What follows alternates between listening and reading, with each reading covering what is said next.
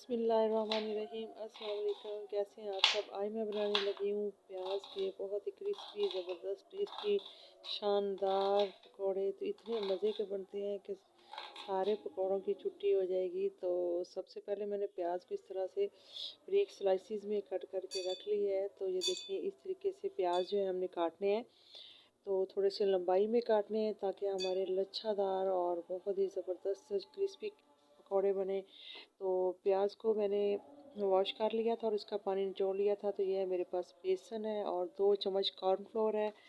तो इसको अब हमने छानना है। तो एक छिल्ली लेनी है और उसके ऊपर जो है बेसन डाल करके इसको अच्छी तरह से छान लेना है।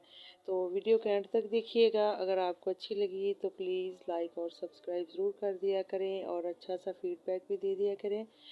तो हमें आपके अच्छे से कमेंट्स का इंतज़ार रहता है। तो जनाब इसको जो है अच्छी तरह से मैंने छान लिया है। तो आटा लिया करें या मैदा या बेसन हो, उसको छान करके इस्तेमाल किया करें। और 2 हरी मिर्चें इस तरह बारीक काट करके ले ली हैं। इसमें कुछ भी डालने की ज़रूरत नहीं है। और हरा धनिया आधी गट्ठी डाला है मैंने काट करके, साथ ही थोड़ा सा पुदीना ऐड किया है। तो यकीन माने इतने मज़े के बनते हैं कि दिल करता है खाता जाए। और सूखा धनिया पाउडर, साथ हल्दी पाउडर, सूखे मसाले अब जाएंगे इसके अंदर, ज़ीरा पाउडर भुना हुआ कुटा हुआ, और नमक हस्बे ज़ायका।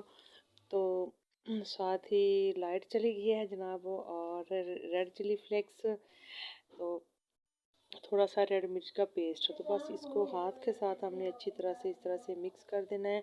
अभी आपने जो है पानी नहीं डालना, तो पहले इसको इस तरह हाथ के साथ मिक्स करना है और बाद में आपने थोड़ा थोड़ा करके पानी इसके अंदर ऐड करना है। एकदम से पानी नहीं डालना, क्योंकि प्याज में हल्का फुल्का सा जो मॉइस्चराइज़र होता है, तो उससे ये होता है कि पानी अगर थोड़ा सा ज़्यादा डल जाएगा तो हमारा जो बैटर है वो ज़्यादा पतला हो जाएगा। तो इसलिए आहिस्ता आहिस्ता हाथ के साथ इस तरीके से पानी डालना है, एकदम से बिल्कुल भी नहीं डालना है, वरना आपका बैटर ख़राब हो जाएगा। तो इसको इस तरह से अच्छी तरह से मिक्स कर लेना है सारे प्याज़ों को। और मिक्स करने के बाद मैंने ये इसको एक साइड पे कर दिया और इधर मैंने ऑयल रख दिया गर्म होने के लिए। तो ये देखिए काफ़ी गर्म हो गया है।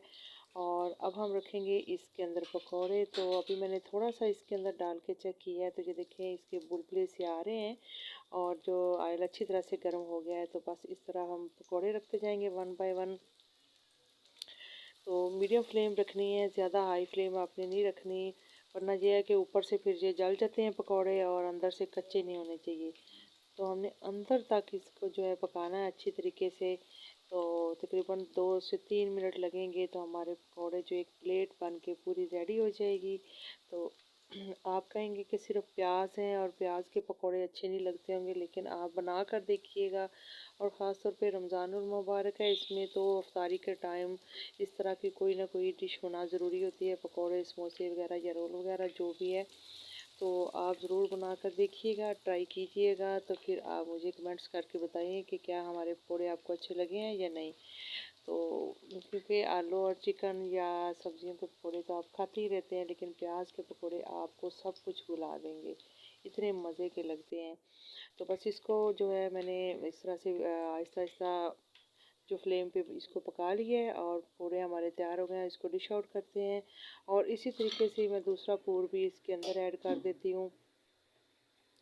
तो आपने इस बात का ख्याल रखना है कि आपने फ्लेम मीडियम रखनी है, हाई नहीं करनी, वरना पकौड़े बिल्कुल भी अच्छे नहीं बनेंगे।